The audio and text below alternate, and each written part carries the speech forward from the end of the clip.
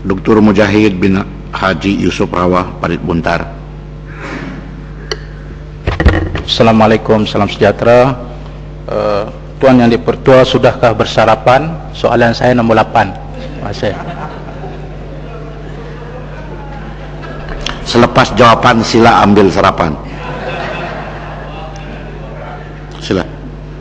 Saya sudah sarapan, Tuan Sri Ketua. Sila beri jawapan. Assalamualaikum dan salam satu Malaysia. Tuan Yang Dipertua, buat masa ini Kementerian Pelajaran belum bercadang untuk mewujudkan mata pelajaran berkaitan perlembagaan di semua peringkat sekolah sebagai subjek trust. Walau bagaimanapun, elemen tersebut telah dimasukkan secara merentas kurikulum sebagai isi kandungan dalam beberapa mata pelajaran, khususnya sejarah, pendidikan sivik dan kewarganegaraan serta pendidikan moral. Dalam mata pelajaran sejarah, murid didedahkan kepada latar belakang perlembagaan berdasarkan rintitan peristiwa, iaitu melalui tema pembinaan negara dan bangsa ke arah kemunculan negara Malaysia berdaulat di tingkatan 5. Tema ini membincangkan tentang usaha ke arah pembinaan sebuah negara dan bangsa yang merdeka dan berdaulat. Asas perlembagaan Malaysia juga diterapkan dalam mata pelajaran pendidikan sivik dan kewarganegaraan ataupun PSK, yang juga merupakan mata pelajaran trust untuk semua murid sekolah menengah. Komponen asas perlembagaan diterapkan dalam tema 5, Malaysia Negara Berdaulat.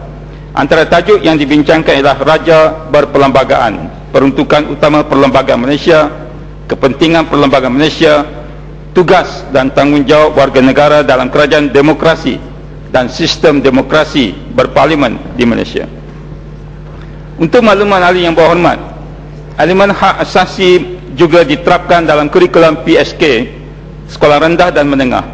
Antara tajuk yang dibincangkan di sekolah rendah ialah hak kanak-kanak dalam tema 6, iaitu cabaran masa depan. Manakala pada peringkat sekolah menengah pula, tajuk yang dibincangkan ialah menghormati hak orang lain dan peraturan serta undang-undang dalam masyarakat dalam tema 3, iaitu hidup bermasyarakat. Mata pelajaran pendidikan moral, iaitu mata pelajaran trust untuk murid bukan Islam, juga menekankan asas perlembagaan Malaysia. Pengajaran asas-asas perlembagaan Malaysia dilaksanakan melalui bidang pembelajaran nilai berkaitan hak asasi manusia seperti melindungi hak kanak-kanak, menghormati hak wanita, melindungi hak pekerja, menghormati hak golongan kurang upaya, melindungi hak pengguna, dan nilai berkaitan demokrasi seperti mematuhi peraturan dan undang-undang, kebebasan bersuara serta kebebasan beragama. Terima kasih. Sila, Parit Buntar. Terima kasih Menteri di atas jawapan. Lepas ni kita boleh bersarapan. Saya ingin menarik perhatian soalan yang diajukan ini. Di sebalik kita mengakui bahawa secara rentasan ataupun isu perlembagaan itu dimasukkan melalui subjek-subjek yang disebut tadi, tapi apa yang saya ingin cadangkan di sini ialah subjek yang bersifat lebih substantif, iaitu khusus kepada perlembagaan. Alasan soalan saya untuk diambil kira oleh kementerian ialah subjek ini terlalu penting apabila kita melihat hari ini suasana negara kita yang sudah 52 tahun merdeka. Seharusnya isu-isu 53 tahun merdeka, seharusnya isu-isu perkauman, isu-isu tentang mempertikaikan hak kaum tertentu maupun perkara-perkara asas seperti Raja-Raja Melayu serta Islam sebagai agama resmi persekutuan dan sebagainya masih lagi menjadi perdebatan sehingga menyebabkan berbagai ketegangan. Jadi kalaulah kerajaan sebelum ini sudah pun mengadakan subjek sivik dan sebagainya, tapi mengapakah hasil itu masih belum lagi kita lihat, malah keruncingan permasalahan ini semakin gawat. Oleh itu saya melihat